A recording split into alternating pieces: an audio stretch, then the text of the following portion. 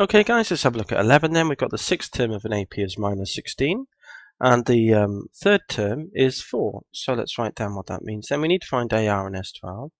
So the sixth term is AR to the 5 and that equals minus 16 and that's the first piece of information. The third term is AR squared and that equals 4 and that's the second piece of information.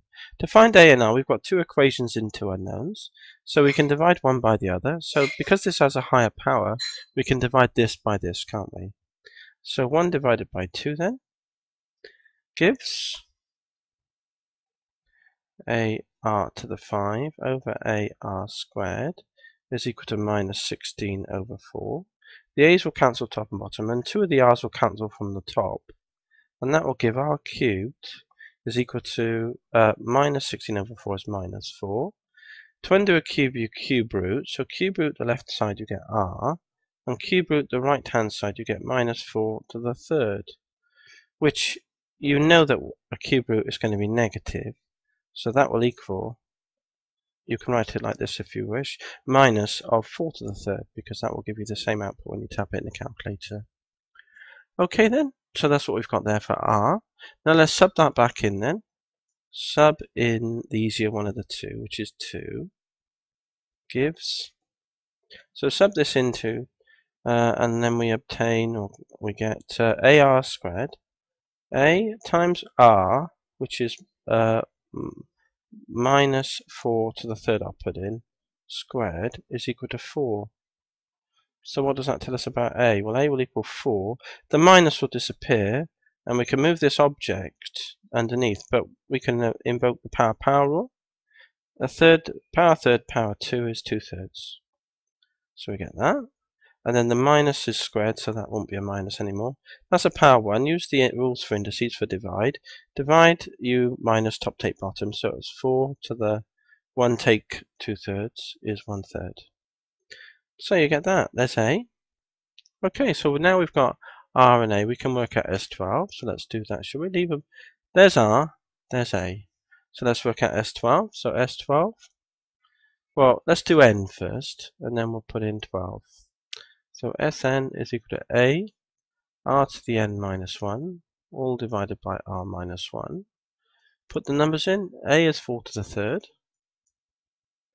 R is minus 4 to the third. Minus 1, all divided by R, which is minus 4 to the third, minus 1. I've obviously made some glitch here, and you can see what it is. It should be R to the N, shouldn't it? So the minus 4 to the third is R. That should be to the power N, so I just change that. I'm probably writing it a bit too fast there. So let's have a go at that. So we need another bracket, and that's power N minus 1. And I want to also, while I'm at it, put the value of N in, which is 12. So we need to type this in the calculator then. So let's get our calculator. There it is. Okay, we've got 4 to the power third, 4 to the power 1 divided by 3, down to ground level, times, bracket, and then I've got that minus is power 12, power, that minus will disappear, so I can just write 4 to the third. So it'll be 4 to the third, 4 power, 1 divided by 3. Well, power you times, don't you? See it? So I can just put 4 in here, because a third times 12 is 4. So why didn't I just put 4 in? And then let's take away 1, because it's easier to write that on the calculator, isn't it?